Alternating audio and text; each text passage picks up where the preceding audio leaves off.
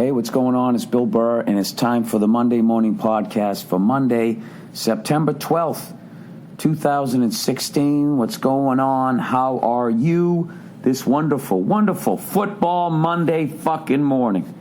I'm actually recording this Sunday afternoon. I think I'm going to be doing this in like two different chunks. I'm going to do it before my show and after my show because I got to travel tomorrow, and the podcast would be later than it usually is. So, unfortunately, because I've been on the road, I have not seen the UFC event yet. So I know some people asked me if I was going to be talking about it. I definitely will. Very excited to watch it, but I will not see it until, won't be able to talk about it until Thursday's podcast. So sorry to all the fight fans who like to listen to me in my usual ignorant, completely not knowing what the fuck I'm talking about way. Talk about that fucking great sport. So, having said that, it finally just dawned on me, after living in Los Angeles since 2007, you know, and also being there in the late 90s, that it's finally dawning on me that we're actually finally going to have a NFL team out there, which is great, because maybe I can finally see my Patriots play without having to fucking fly somewhere. I could just go right down the goddamn streets, which would be tremendous for a man like myself, sliding into 50 years old, 48 years old, man. I want to fucking do this. I can't jump on another Southwest flight to watch Tom Brady pick apart yet another fucking defense in some godforsaken stadium. I want to go right down the street like an old man, right? Wearing my old man hat so I don't sunburn the top of my fucking bald head. Be tremendous. So, I know that they're building him a stadium, and I've just been so busy, I haven't even fucking thought about it. And I'm like, wow, tomorrow night, Monday Night Football, is going to be the Rams' first game in Los Angeles since like 1995. Where the hell are they playing this game? Turns out they're back at the LA Coliseum, which is where they played when I was a kid. Back when I used to watch Pat Hayden, Vince Ferragamo, that quarterback controversy, Wendell fucking Tyler. And then they also had the Youngbloods, Jim and Jack Youngblood. Jack playing the Super Bowl against the Pittsburgh Steelers, played it on a fucking broken leg. I mean, I don't know if it was a compound fracture, a hairline fracture, whatever, but his leg was broken. Are they going to fucking play defense, you assholes? Sorry, I got a game on in the background. I don't know why. I love the Giants, but I'm rooting for this kid on the Cowboys. You know, Dak Prescott. He's been pretty good so far, you know. I'll tell you, you want me to do the dumb analysis? Well, I tell you what I like about this guy. He's standing in the pocket. He's feeling the pressure. He's got the clock in his head. He's not rushing. He's looking at second and third options, okay? What we're seeing here is not what we saw last year when so-and-so was in there, and he had happy feet. He was patting the ball, and he was telegraphing his passes. Gives a fuck. All I know is he's throwing the ball, and guys with the same colored shirt are catching it, and they're putting points on the board. It's 9-7 currently, and I'm enjoying it very much there. Eli's going to come back here. He's going to stomp his foot. He's going to make a fucking audible. I love that Peyton Manning's fucking retired, and now I got to look at his dumb face even more because he's going to be in every fucking commercial. God bless the guy. God bless him. You know, I should talk with my Charlie Brown head. What would you rather have, my Charlie Brown head or his number 2 pencil fucking neck and head? That's a rough one, you know. But he's got the full head of hair, so you got to give him that, right? He's a Hall of Famer. He's got plenty of fucking money. He owns part of Budweiser. Yeah, this fucking asshole guy destroyed me. Do you realize the ego on me that I just fucking mentally measured myself to a Hall of Fame fucking quarterback as a what? A dick and shit joke telling comic and a host of a fucking podcast where I sit. I don't even sit. I fucking lay down in godforsaken fucking hotels in the middle of nowhere. You know what I mean? I'm in Virginia right now. Okay? The state that professional sports forgot. Virginia is such a fucking enigma. You know what I mean? It's like you're in the South. They don't have any professional teams. And then their college teams haven't made enough fucking noise You know what I mean? Like if you're in South Carolina, they don't have a professional team, but they got Clemson. They got the Gamecocks. Right up here, you got Virginia, you got Virginia Tech. You know, no fucking disrespect, but, you know, last time Virginia was on the map for me was when Ralph Sampson played center for your team. You know? And I'm not into fucking Jamestown and this bearded fuck who came over here. You know, what do you mean, Pocahontas? And he chopped down some trees and he made the first drive-in movie theater and he put his fucking hand up or a little fucking leather flap there, whatever the fuck. I'm not into it. The first settlements, I don't give a shit. I don't care about, I almost said Tom and Jerry. Thomas Jefferson's house is his here. I know George Washington is. Like, I find that stuff just mind-numbingly boring. I don't know what it is. The Civil War is interesting to me. God knows they have some shit like that here, but I don't know. I haven't seeked it out. World War II, that's the Goodfellas of fucking wars, as far as I'm concerned. As far as, you know, the footage of it, you know, there's been enough of the stories documented, you know. They got Ken Burns, The War. He did that whole great thing on World War II. World War I fascinates me because nobody ever talks about it. You know what I mean? It's like, you know, like The Godfather Part 3. You know what I mean? Just like nobody really brings it up. Well, not really, because no one criticizes that, but they trash Godfather 3. I don't know what the fuck I'm saying. But the Revolutionary War, the war that basically got us away from England and allowed us to become what we are, which is a tremendous nation. And also tremendously fucked up, right? But whatever. Makes us what we are. Meatball sub having fucking country that we are. It just bores me to tears. There's something about powdered wigs. There's something about buckles on your hat. You know what I mean? There's just certain parts of history that either appeal to you or they don't. And the fucking Revolutionary War, I could just give a fuck. You know what I mean? The Revolutionary War to me is like when you watch highlights of the NBA in the 1960s and people are taking set shots and diaper shots and, you know, everything's considered a carry and nobody's dunking. I mean, what is exciting about a fucking war? We got a bunch of guys in red coats standing in line like they're doing a halftime show.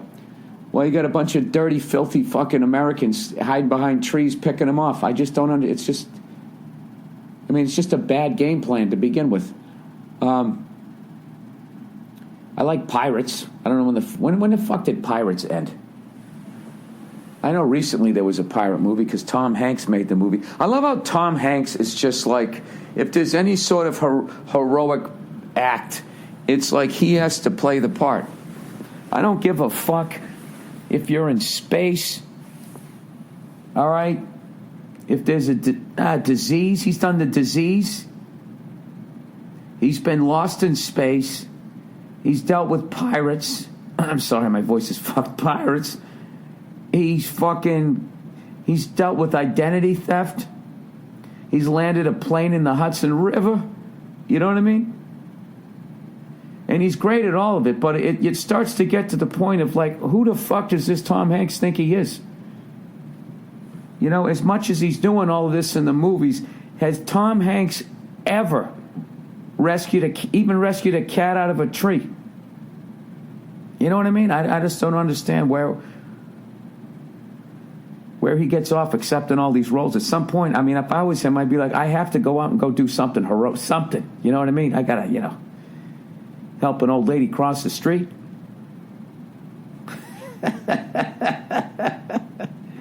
Is that a weird thing to think? Like, if I was like one of those action heroes, at some point I would have to learn how to fucking shoot a gun. I'd have to get in a bar fight and you'd have to win, you know, at some point. Or you just feel like when you feel like an asshole on set. I mean, how many times can you do that Bruce Willis look over your shoulder where you raise up one eyebrow and you just catch the camera crew looking at you? And you know when they could all beat the shit out of you and you're sitting there in this fake third of a plane. Right rudder, or whatever the fuck you got to yell. Yeah, Bill, it's called acting, you douchebag. Yeah, you know, I'm just fucking around. I love Tom Hanks. You know what I mean? He seems like a swell guy. He's very wholesome. You know what I mean? It's funny. He started off, you know, I don't think the religious right would have liked him, you know, when he was in the dress. But I think gradually he's become very, appealing to the people on Fox News. He totally redid himself, like a lot of Republicans. A lot of Republicans start, at some point they're in a dress, right? And then they apologize and they say that it's the booze. You know what I mean? And then they just get super hardcore into Jesus. Where it was your Democrats, they're fucking, they're in their bare feet in college, walking around, taking LSD and all that type of shit, Then they lie about it later. I don't even know what I'm talking about. All I know is I just wish I could hit pause and never have this election happen. This has got to be, there's no winning. There's no fucking winning. But for the first time ever, I think I'm going to have to vote for one of the two fucking leading candidates. I don't know. What are you going to do? What are you going to do?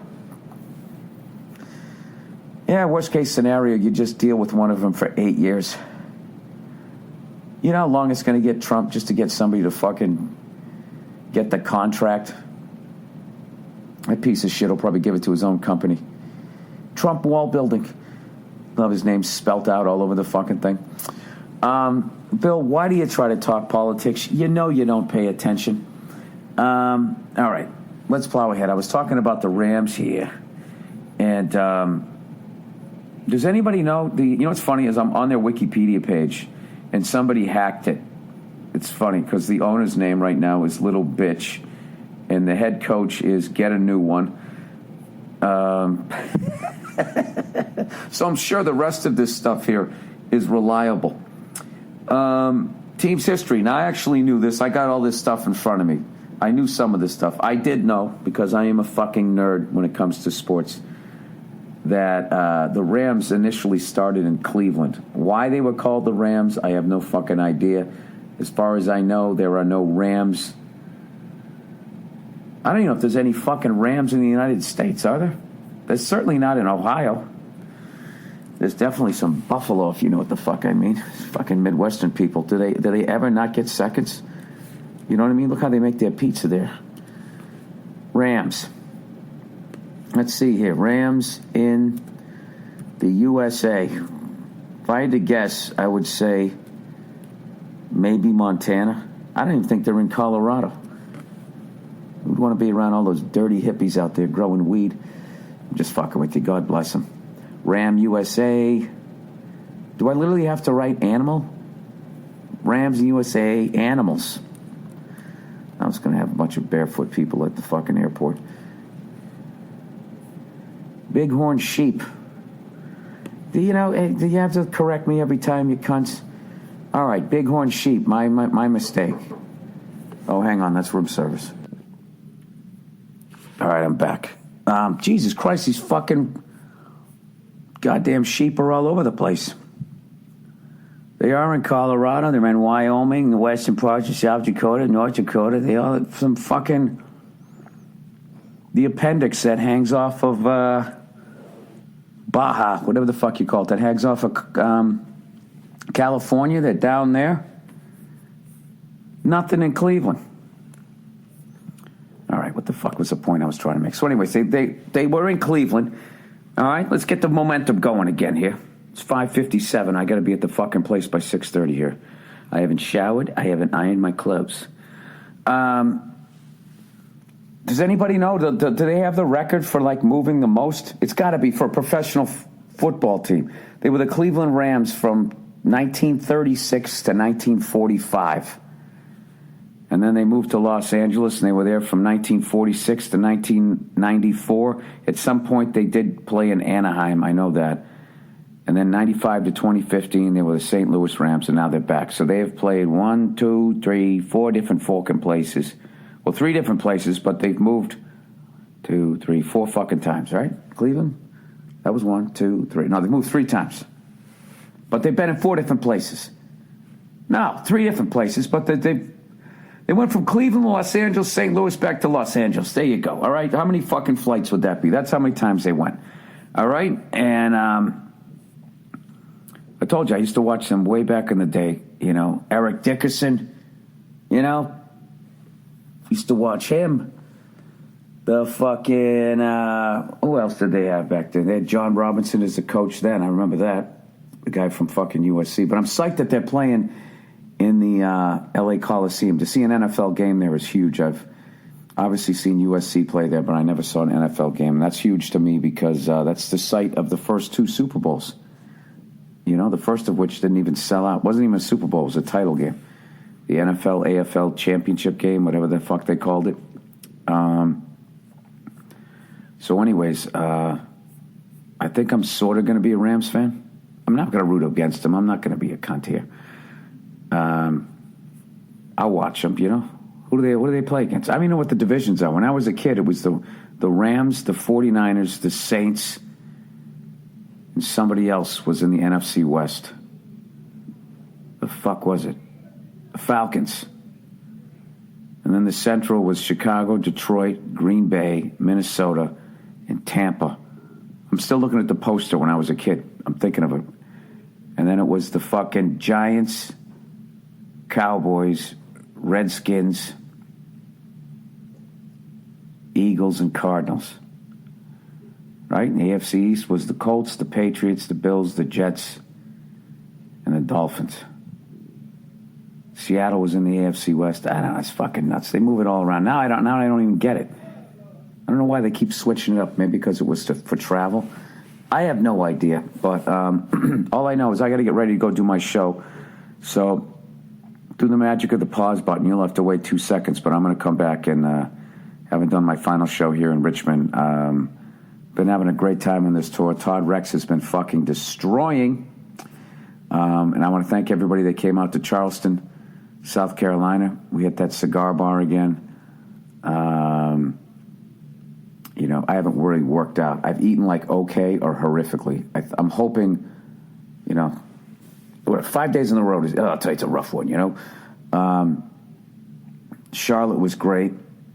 Fucking Todd took me to this goddamn, one of those, you know, mom and pop chicken places, right? Which was fucking delicious, but, you know, like 9 million calories. I didn't eat for the rest of the goddamn day after that place, but, so we went there, and then this friend of ours who was down there took us over to the Charlotte Motor Speedway, and they got this thing called the NASCAR Experience, where you can literally take this class and learn how to drive the car and all that, but, you know, we didn't have time to do that. So they had a fucking NASCAR, and they took us around the track doing about 165 miles an hour. Took me first and then Todd, and we sat in, like, the passenger seat. Like Luke Duke. And went around, and I got to tell you, like, this is the amazing thing. Because they try to keep the car so light, you feel like you're in an absolute piece of shit. I mean, even like the gas pedal, the throttle, was like, it was like the tiniest thing I've ever seen in my life. It didn't even have the pedal on it. Any weight that they can get out of the car, they get out of the car. So all it was, I should have taken a picture of it. It looked like... it was like the thickness of a fancy coat hanger, and it kind of came up through the floor and then just went up and like started to make the letter F, but it didn't have that short little one. That's all it was. I'm like, your foot doesn't slip off that? And the kids just laugh and go, no, it doesn't. It was some 21-year-old kid flying around the fucking track at like 165 miles an hour. And I got to be honest with you, I didn't do well through the first like lap, and then I kind of settled into it. I don't mind going fast if I'm the one driving. But, you know, just sitting in a chair as someone else is going 165 miles an hour, that close to the wall, was pretty goddamn intense. But I want to thank everybody over at the NASCAR facilities for letting us do that. But I have to tell you, instantly, the heat, the level of heat that was in that fucking car, because it was a really hot day, I can't imagine... with all those people watching, all of those other cars driving around the track, how fucking hot it gets. And then also, you know, you kind of get thrown around the car a little bit. Like I said, it's not like you're riding in a Lincoln Continental. And I don't know. My biggest concern is smelling all those fumes and all that shit and just driving around. I'd probably get sick just driving in a circle. Like the level of concentration that it would take to just keep fucking doing that for 2.5 hours, however long it takes, There'd be a while. I would just pull in the pit stop and just be, yeah, dude, I don't want to do this anymore. I did it. Went around the block. How many fucking times I got to do this? I don't want to do this shit. Forget about actually hitting the wall. That's what I just kept thinking about. For some reason, I wasn't thinking about going in head first. I was thinking about if you got spun around and you went, rear of the car in first. That's how bad that would fuck up your back. But it was cool. We got to ask the driver, about some of his worst wrecks and all that type of shit. And then we went down and did the show.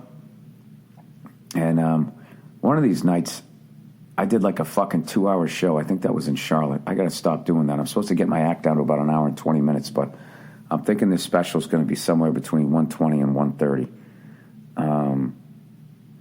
Or maybe I'll get it down. I got to start timing it, though.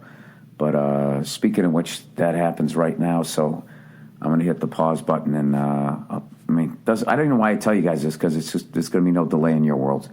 But I'm off to go do my show here in Richmond, Virginia. Like I said, thank you to everybody who showed up on this tour. I've been having a great time. And you've been helping me get ready for my special, so thank you. And I guess I'll let you know how my show went in about 2 seconds.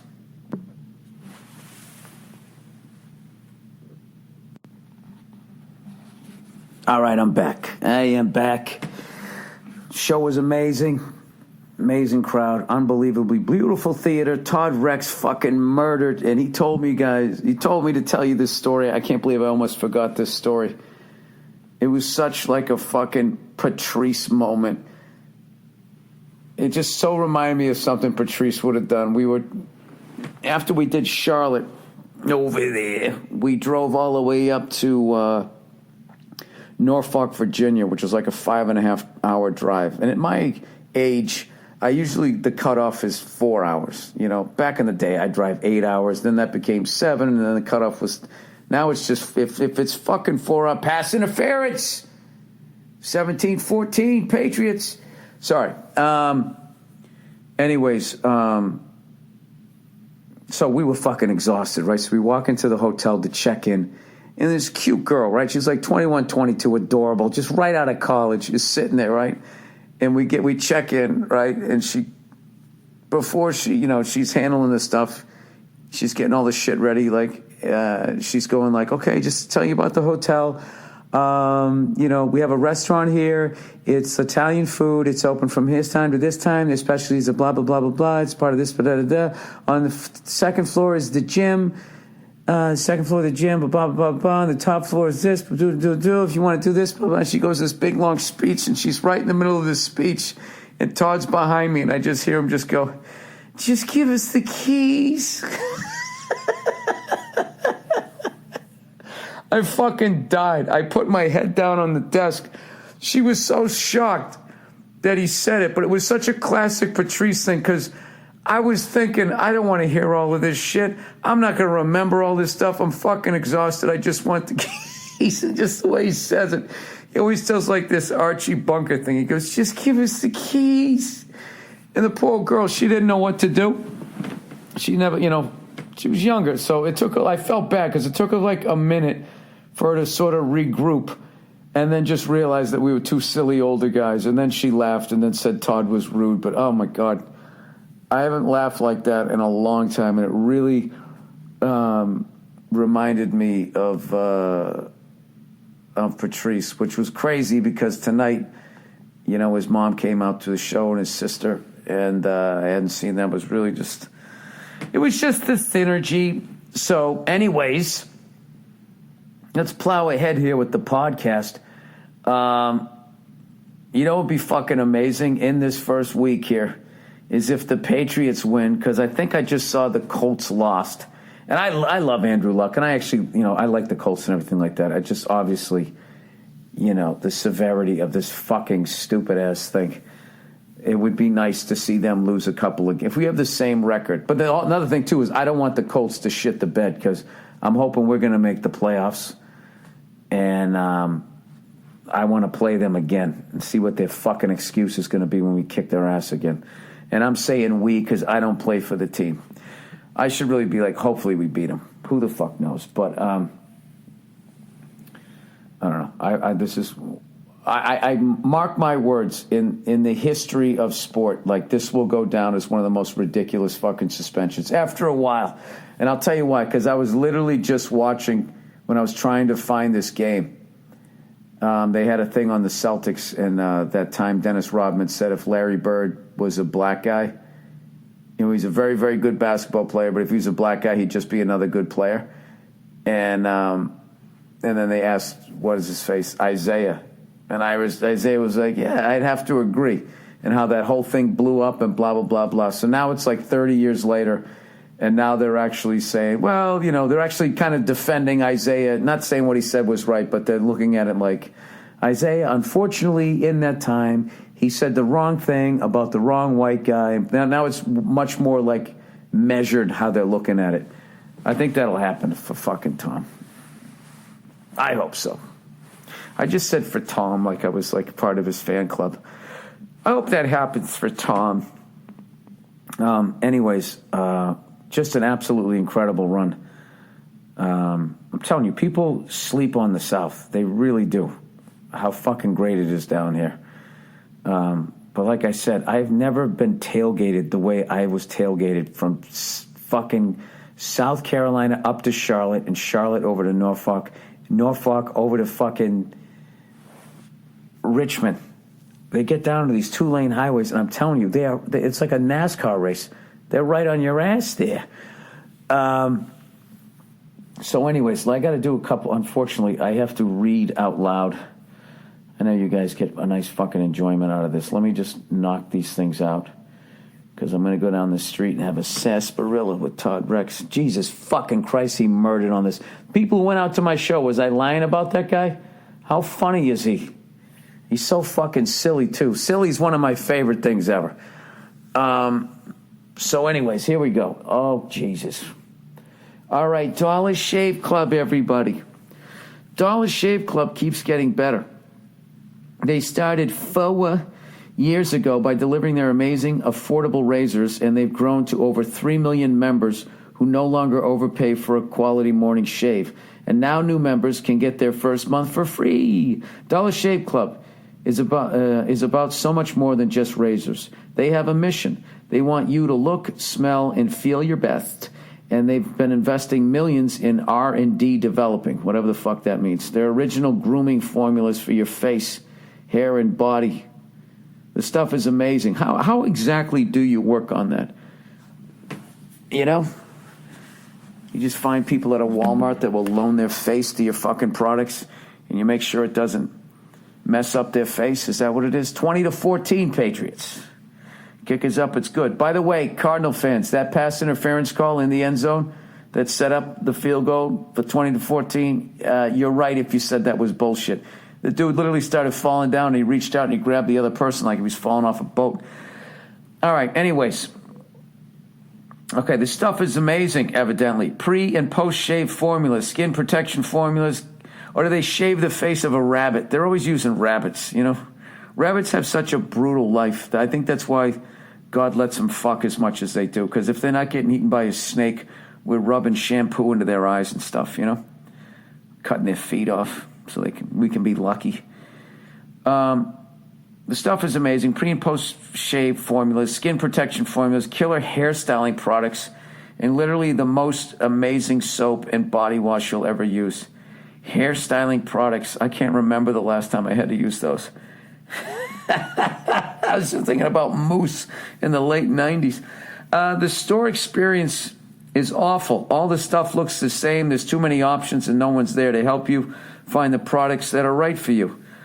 That's not true. If you go into the ladies' part, they always have somebody. They're always wearing a lab coat like they went to fucking medical school. It's like you put clown makeup on fucking soccer moms, right? What's with the smock? Do you have any idea why you picked the shampoo or body wash you do? Seriously, just get all your grooming stuff shipped from Dollar Shave Club. You don't have to deal with that shit anymore. Give it a try. Once you get in there, you'll see. The products work amazingly. The service is world class. And there's no commitment, no hidden fees. What makes it world class? That you order it and they ship it to you? You cancel whenever you want. Get your first month free at dollarshaveclub.com/bird. Just pay for shipping. After that, it's only a few bucks. DollarShaveClub.com/Burr. All right. 2 more, everybody. Hang in there. MVMT Watches. Michael Vincent, Michael Thompson. When you're in your early 20s and 30s, money can be tight. If you're not careful, dressing well can quickly drain your bank account, like spending $400 to $500 on a department store watch. There's some brands out there charging insane prices for watches that aren't even worth it. Well, if you want to look great when you go out but still have enough money to buy him or her a drink, check out movementwatches.com. I've seen them before, evidently, and these watches are sharp. Actually, yes, they've sent them to me. They're very sharp until you touch them. Then you're like, oh, that's not a $1,000 watch. Originally founded by 2 broke college kids, Movement Watches cut the middleman out and their big brand retail markups in order to give you a stylish watch for an affordable price. Movement Watches start for just $95. A watch with department store quality for a fraction of the price. They're sleek, minimalistic, and a modern twist on a classic style. Movement has grown organically purely by supporters like you, woo-woo. So join their more than 1 million social media followers and get Movement Watches today. Go to mvmtwatches.com/Burr and they'll give you 15% off your entire purchase. That's mvmtwatches.com/Burr. Finally, lastly, but not leastly, stamps.com, everybody. Fucking asshole beat the Blitz. Nice play, Carson Palmer. You wily veteran. Trips to the post office have probably become second nature to you. You put on your slippers, right? Take off your jams, and you walk down the street with your hog hanging out, like everybody does when they go to the post office. They seem easy because you've been doing it, mailing and shipping that way for so long. But think about the hassle. If you really think about it. All right? Oh, you knew you were getting a flag on that one, Butler. That's fucking Fitzgerald. He's a fucking premier player. Let's take a look at this again, shall we? Pass interference on the fucking defense. It's going to be a first down. Butler's still running his mouth. Whatever, dude. When it counted, you picked the ball off and you sent everybody in Seattle crying. All right, that's a bit of a chuck there. Yeah, dude, come on. You bumped into him. It's still bullshit. Back in the day, it wouldn't be a flag. Anyways, okay, trips to the post office probably come second. Oh, where the fuck am I? Okay, you know what I mean. You're used to going to the fucking post office, right? But if you really sit down and think about it, think what you have to do. You have to drop what you're doing. You got to drive there. You have to find parking. You got to wait. You got to sit behind that douche with 58 boxes. Are you going to fucking tackle that guy? Jesus Christ, down to the 10. Anyways, Stamps.com is a way easier, more convenient way to get postage right from your desk. They make it easy to get the exact postage for any letter, any package. I bounced to the outside. Oh, come on. There was like 5 missed tackles there. That's going to be on like, oh my God, that was terrible. That was terrible. That right there could have cost them the game. That's going to be one of those things when they do the fucking Sunday night countdown, whatever the hell they do there. They're going to have the numbers. Let's count the guys that missed. A 1, a 2, a 3, 4, 5, maybe 7 guys had a shot at him. Where are we? We're at the post office. All right, so they make it easier to any postage, any letter, any fucking thing you want to do. No expensive postage meter to lease or no more trips to the post office. You simply have to try it. I use Stamps.com anytime I send out my posters, which I'll be doing when I work in D.C. I'm going to make a poster there for you peoples. If I can figure out how to use it, so can you. Sign up for Stamps.com and use my last name, Burr, for this special offer, 4-week trial, plus our $110 bonus offer, including the postage and digital scale. I love how they say it's a special offer. It's your offer. You've had this offer since I've been advertising this. Go to Stamps.com before you do anything else. Click on the microphone at the top of the homepage and type in Burr, B-U-R-R. That's Stamps.com. Enter Burr. All right. Okay, let's get back to the podcast here. All right, what's 21 and 12, everybody? Why, that's 33 minutes. I think it's time. Nice stiff arm, too. Shit. I think it's time to do some, let's do some questions here for the week. All right, Mother Teresa. Oh, Jesus, Mother Teresa. She's up there rubbing Jesus' head at this point. Hey there, Billy Angel Tits. You creative cunts. Way back when you talked about Mother Teresa, I don't even remember this, and how overrated she was, you didn't like her quotes that the U.S. was morally bankrupt and that the poverty of spirit in the U.S. was the worst poverty she's seen, including the hunger poverty in India. Yeah, I don't like people who don't live here talking shit about my country. If you want to shit on the U.S. and you live here, I don't have a fucking problem with that. I do have a problem with the fact that the Cardinals almost just scored there. Then shut the fuck up, you know what I mean? Why would you talk shit about another country? I mean, I do it, but that's just because I want to sell tickets there. You talk a little bit of trash, I'm selling the fight, that's all. Wow, what a battle between Butler and Fitzgerald, huh? And he's hanging in there. Oh, he should have caught that. All right. Sorry, I'm going to stop watching the game. No, I'm not, but I'm going to stop talking about it. How about that? All right, so I didn't like her talking shit about the country. Well, now she's going to be a saint. There are plenty of documentaries of things she did that had negative effects. Any thoughts on the old lady? Come back to Seattle. Well, here's the deal. When somebody gets made a saint, it's not because they did nice things.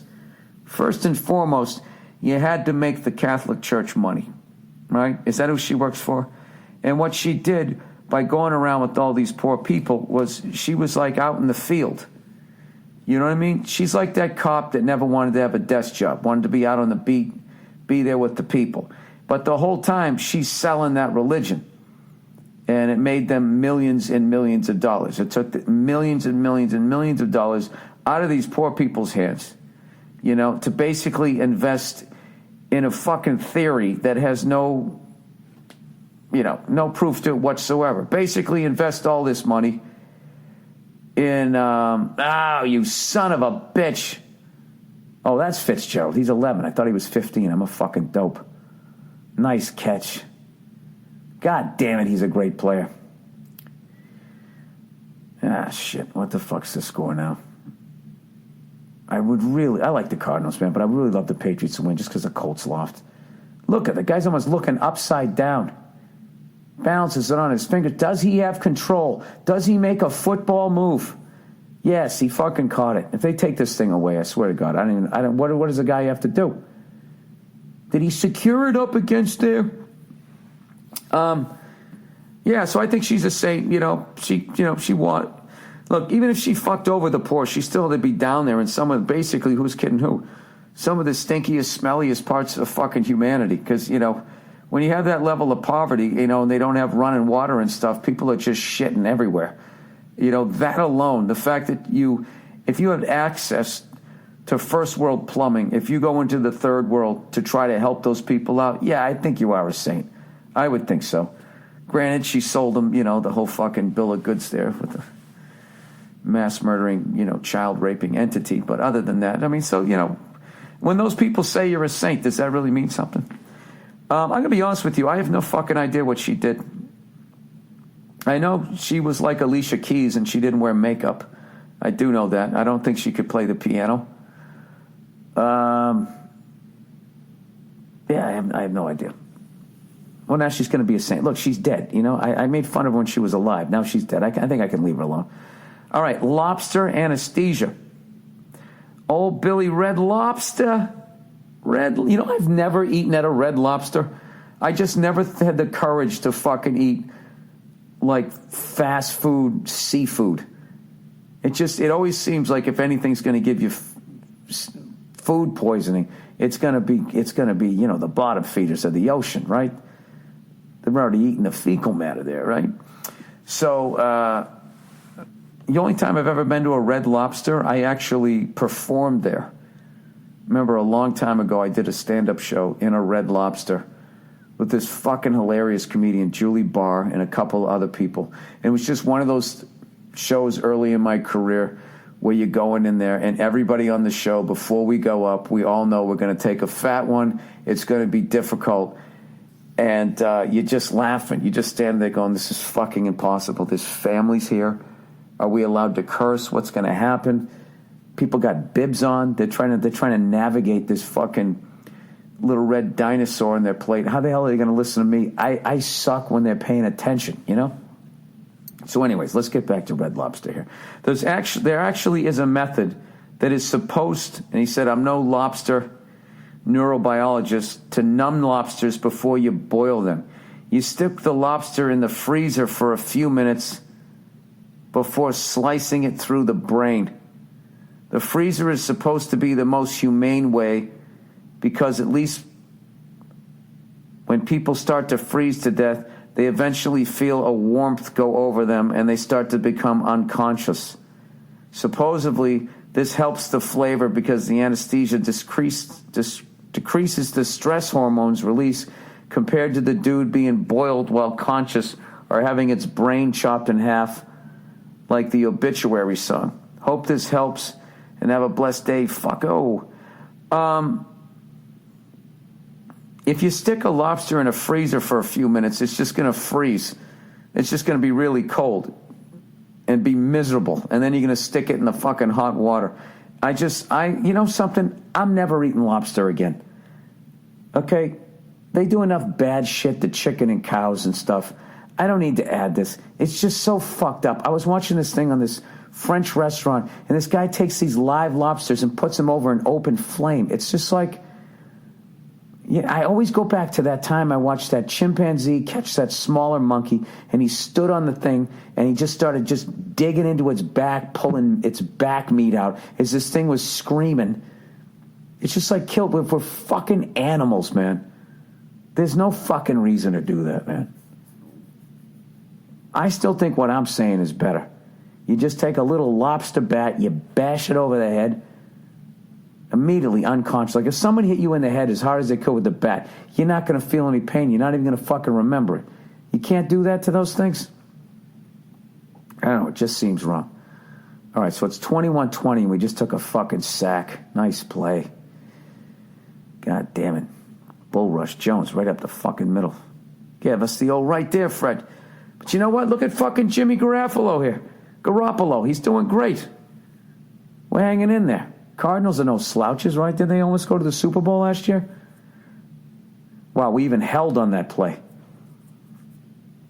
Gave a little spin move. All right. Grumpy Billy Goat terrorizes town. All right, evidently I'm supposed to watch this. All right, I'll watch it. Here we go. With my hotel internet. Oh, this is great.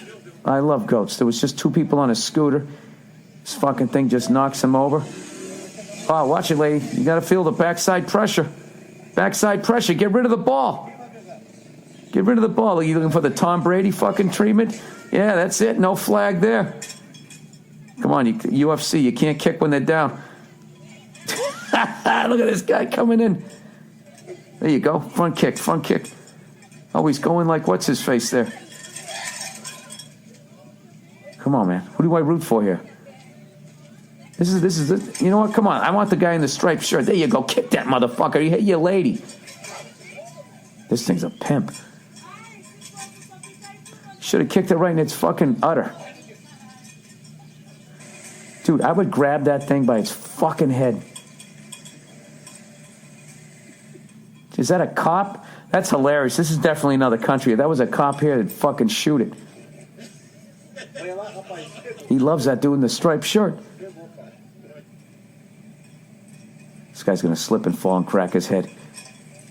Dude, he runs like a girl. Come on, man. That was interesting.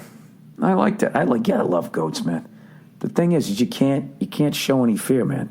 I like how that guy was trying to give him the front kicks, like the Anderson Silva, right? All right, I don't know why. I don't know why the fuck would I watch that? You guys can't see it, right? Well, you know what? Grumpy Billy Goat terrorizes town. That's what you want to look at if you want to see the commentary there. And where the fuck was I? All right. I love goats, man. I've ever tell you that shit? Like, that's the pet I should have had. They just smell really bad, though. But, like, you know, I always like wrestling with my dog and shit, but it makes the dog aggressive. But goats are already like that, and they live outside, so they're not going to be anywhere near your company. I should get, you know what, that's the next thing I'm going to get a goat, right? I just have it in a pen. Get it a friend, right? They can fucking hang out. then every morning I'll come out there and I'll be like, what's up? Reach over the fence, grab it by its beard, get a little fucking yank, get the thing going. Wrestle around with it for a little bit. All right, Dad won't quit smoking. Oh, Jesus. Your dad will not quit smoking. What the hell's wrong with him? He's gonna kill himself. All right. Hey, Billy Rednuts. My dad's been smoking since he was 14 years old, and at 62 years old, he recently had his second heart attack. Jesus Christ. The doctor has told him flat out, if you want to live, you have to stop smoking. Yeah, I would think so. Even after hearing this, he lit up a cigar 5 minutes after getting out of the hospital. I got into a huge argument with him about it, and I told him if he didn't give a shit about his health, then I shouldn't care either. We didn't talk for months. Wow, dude, this is fucking heavy here. We've tried reasoning with him. We've tried yelling at him. We've tried guilting him with the "don't you want to walk me down the aisle" routine. None of it works. To clarify, he smokes cigars every single day, all throughout the day. So it's more than an occasional puff. His diminishing health is visible in his everyday interactions with us. It's harder for him to breathe. Is he inhaling? He can't walk as fast as far as he used to. He can barely play with his grandkids, and his face has aged immensely since the last heart attack. Every time I get a call from a family member, I get anxious that it's going to be the call, telling me my dad has had his last heart attack. I'm constantly on pins and needles, and it's really starting to affect me. Yeah, I would think so. As someone who has struggled with certain vices yourself, what finally made you feel like you wanted to limit your intake? Is there a way I could get through to my father and get him to quit for good, or should I just accept the fact that we all go someday and let him enjoy himself for the limited amount of time he has left? Thanks, and go fuck yourself. All right, wow. All right, what makes me want to limit my intake is because I don't want to end up being like that.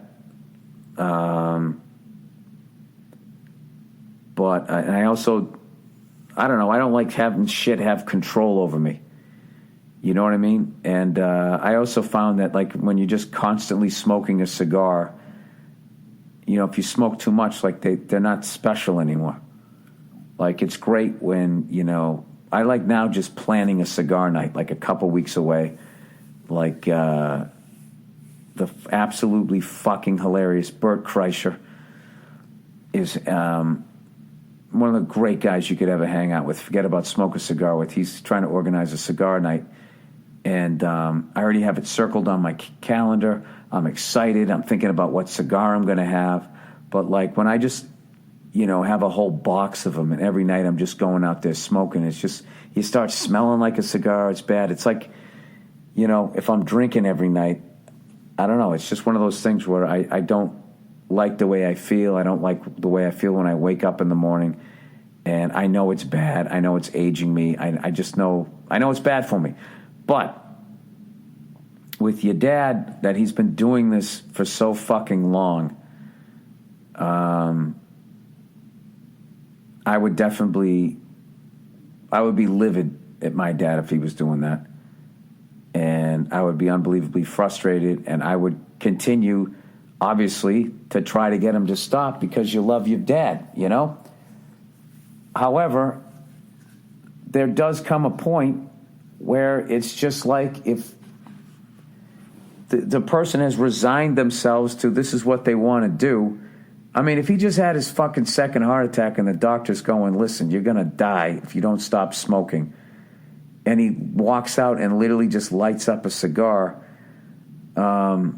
obviously he's a complete addict, but I don't know, he's not fighting it on any level, so I don't know. Depending on how exhausted you are, I know myself, after a while, I would just say, you know what? Fuck it.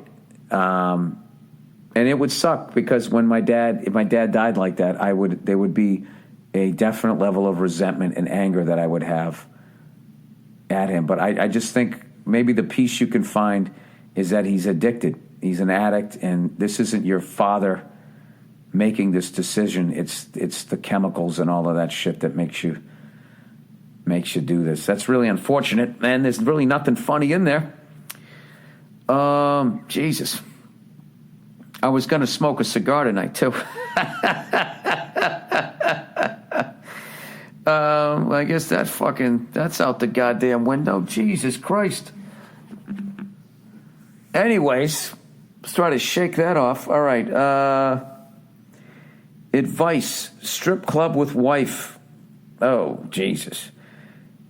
Hey, Bildo. That's a good one. I've heard that one before, but it's always nice to bring that one back. Me and my wife and 6 of our friends are planning a trip to Vegas early next year. Bars, strip clubs, the whole shebang. I'm 27 and my wife is 26. We've been married for 4 years. I was wondering if you and Nia or past girlfriends have gone to strip clubs together, and if so, what's the etiquette? Neither me or my wife have been to a strip club before. Obviously, I wouldn't mind taking in the sights, but also don't want to be a piece of shit. Oh, God, this has fucking train wreck written all over. I know this isn't exactly something on my wife's bucket list, but I don't think she'll hate it either. She's told me in the past she appreciates the female body. Not necessarily grinding on mine, though. I think she'd probably enjoy it more if I wasn't there. LOL. Would love to know what you and Nia would have to say on the subject. Thanks. Well, Nia's not here. This is what I would say. Okay? You need to stay as sober as humanly fucking possible, and you need to not indulge at all. What your indulgence should be is your wife enjoying the experience. That's what you do. All right? And I would not get a fucking lap dance in front of my wife. I would not do that. Not that my wife, Nia wouldn't give a shit, but my wife is like ridiculously fucking cool. My wife is honestly one of the coolest females. She transcends her sex. The only reason why I say she's a cool female is because so many of them are fucking nightmares, and they won't let you do anything. They won't let you have any fun or whatever. Like, she just, you guys hear on the podcast, that's not an act. She's that fucking cool and funny. But most people are not in that situation. So there's a few red flags in there. You're going with other couples. Like, let the other couples get into the fights. Because somebody's going to go too fucking far. Somebody's going to get too drunk.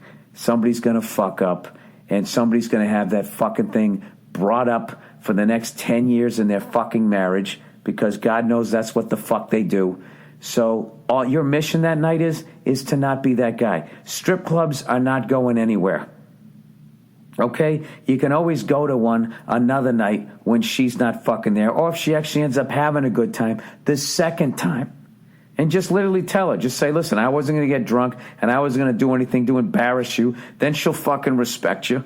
So I would just say go real easy on the booze there.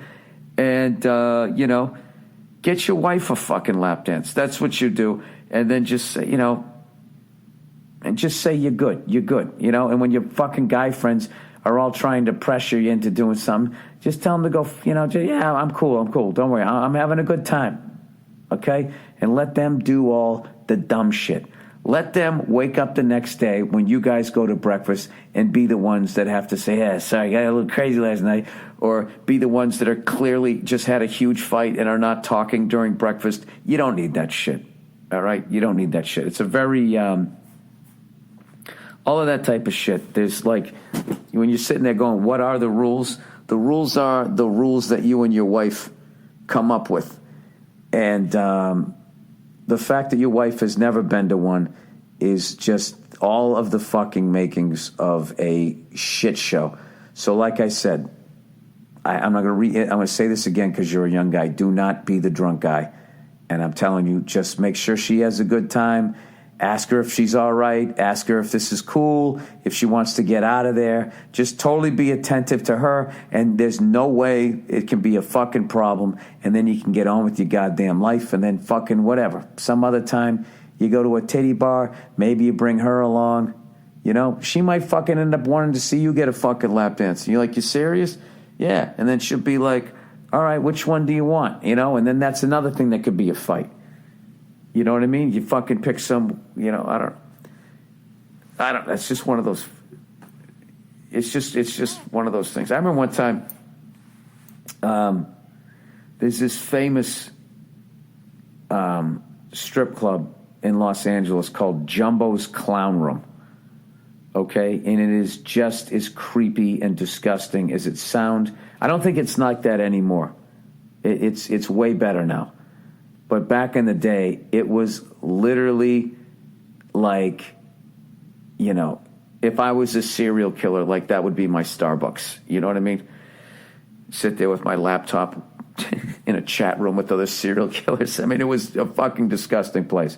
So I had been there maybe 3 times over the course of 20 years going out to L.A., and it was always just a shady, shifty fucking place. So one time I was out with Nia, and she brought up that she wanted to go to this fucking place. And I was just like, are you serious? You want to go to that place? I don't want to go to that place. I go, that place is, it's not a cool place or whatever. So she goes, come on, let's just go. So, all right, fuck it, let's go. It's her fucking idea. So we ended up going there. By the way, it's 23-21 with 3:38 to go. I already know you guys know who won this fucking game. Flag on the fucking Cardinals. I love it. Take it back. Take it back. By the way, I forget the Cardinals coach, man, but I saw a great... they did a whole special on the guy. Seems like the fucking coolest dude ever. But anyways, so we ended up going there. And I sat over in the corner. I didn't get a lap dance or anything like that. But I think I've told this story before. I literally saw a stripper quit on stage that night. It was fucking amazing. We walked in, and there was like one guy sitting up near the stage, and there was like 3 other people up at the bar with their backs to the stage. So this woman comes out looking a little rough, you know, and she starts doing her thing. She dances to one song. The song ends. Nobody claps. Okay? The guy who was sitting up near the stage was not there anymore. So now it kind of becomes like a philosophical question. Like basically, if I'm in a strip club dancing, but nobody's watching me, am I technically still in show business, right? So basically what happened was, you know, no one was fucking paying attention. So she ends the first song, you know, 'cause I'm wanted, dead or alive. She slowly slides down the pole. And then the next song starts, and she's just laying there. And she's not dancing. She's not doing anything. And I'm going like, oh, my God. This was like watching a boxer, like, not answer the bell, right? And just quitting on the stool. And she just rolled over. And somehow she had her cell phone. And she just started checking, like, her fucking emails. And at that point, like, one of the barback ladies walked by, saw it, and laughed and said, that's awesome. And she just laid there for the rest of the song and didn't dance and gathered her shit, didn't take up any more of her clothes. And that's like she quit being a stripper. She just quit dancing for the night. And I thought it was fucking awesome because fucking Larry Fitzgerald, what a catch. God damn it, that guy's good. They're marching down the field. Doesn't look like we're in a prevent, though. So that's good. They're on the fuck. Here it comes. They're going to be 2 more catches. They're going to be in fucking field goal position. Ripping her heart out there, Carson. So anyways, she ends up, I just as a performer, I respected it. You know what I mean? It's like if you're a comedian, I'm doing my act and no one's listening, no one's paying attention. I'm just going to stop and I'm going to shit on the crowd. That's it. I'm not going to waste my time doing my material. So why should she take her bottoms off and show everybody the fucking world if they're not even going to look at it? Right? So there you go. There's my fucking stripper story. But me and Nia never had a problem. I want to say I've gone to a couple. Have I been to a couple? Maybe one other with her. I got to tell you, it's not fun. It's not fun to go to a titty bar with your wife or even with other women. It's just like everything. I used to do a bit in my act about that. Like when women started going to titty bars, they would always go like, at some point they always say, this isn't as bad as I thought it was. This isn't as bad as I thought it was going to be. And the joke of my act was, yeah, because you're here. Leave and it'll get evil again. That's one of the worst things ever that happened, that women started going to titty bars. You know what I mean? It's like, can't you just go to a fucking male one? Can't you go to the fucking Chippendales one and have some fucking goddamn dick swinging in your face? If you're a lesbian, then yeah, come on in. Have a good time, right? It's just like they just constantly have to be around us. It's fucking unbelievable. They think we're stupid. They think we do dumb shit, but they just can't get enough of doing every dumb fucking thing that we do. They're down to the 28 fucking yard line.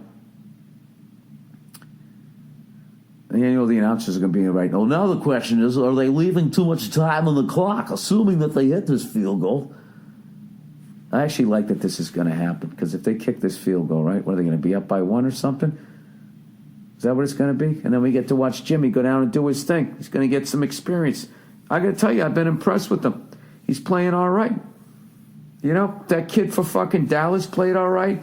And the dude there on Tampa Bay, I guess, like, Jason Law had said a long time ago, he's like, that guy, even though we saw them get destroyed in the fucking Rose Bowl, he was still talking about him. Jameson, right? Don Jameson. No, that's the fucking comedian there from fucking that metal show. Whatever. He was saying that if he had a couple of, I forget what Law had said. He said, give me a couple good wideouts and that fucking quarterback and you could do something in the NFL. And it's looking like he's right. He had 4 fucking touchdown passes today. It's incredible. Of course, yet another thing that I missed here. So anyways, all right, that's the podcast here. I'm going to sweat this out. Or do you guys want me to hang in here? I can't because it's almost 11:30 and I have an early fucking flight. I know you Cardinal fans, if you won, you want to hear my fucking devastation. But if we win, you're not going to hear me fucking cheering. All I know is that the Colts lost. And even if we lose, I think that's fucking fair. And if the Colts actually have the same fucking record that we have at the end of this fucking travesty of a goddamn horseshit suspension, then I will say that God, not only is God a fair God, he's also a football fan. And he is a man, by the way. All right? He is a man. So get that right out of your fucking head. There's no way God's a woman. Because if God was a woman, she wouldn't create, a fucking animal like me. All right, that's it. Go fuck yourselves. I'll check in you on Thursday. I promise I'll watch the fucking UFC event. And very excited about the first Rams home game. I think it's so fucking cool that they're back in L.A. And it would be great if the fucking Cardinals would move back to St. Louis. I wonder if St. Louis fans now it's going to be this weird thing. They don't have a team. The older generation, I bet, is still Cardinal fans. But then the younger ones, are they still going to follow the Rams, or do they feel like they've been burned? I have no fucking idea. Go ahead and throw the ball again, Carson. Go ahead and fucking throw it again. No, they're not. What are they doing here? What is it? They're on the 33-yard line. What do you add? 18 yards? Is that what you add? 33. It's like a 50, 51-yarder at this point. I'll tell you, this is no poke. This is no poke. All right, I got to end this and sweat this fucking thing out. We're up by 2. You motherfuckers. All right, once again, Bill Belichick showing why he's the greatest of all fucking time. Look at this, huh? It was a 9-point spread. Patriots are getting 9 points at home. Tremendous. Fucking tremendous. We're up by 2 with a minute 55 left. All right, that's it. Go fuck yourselves. I'll talk to you on Thursday.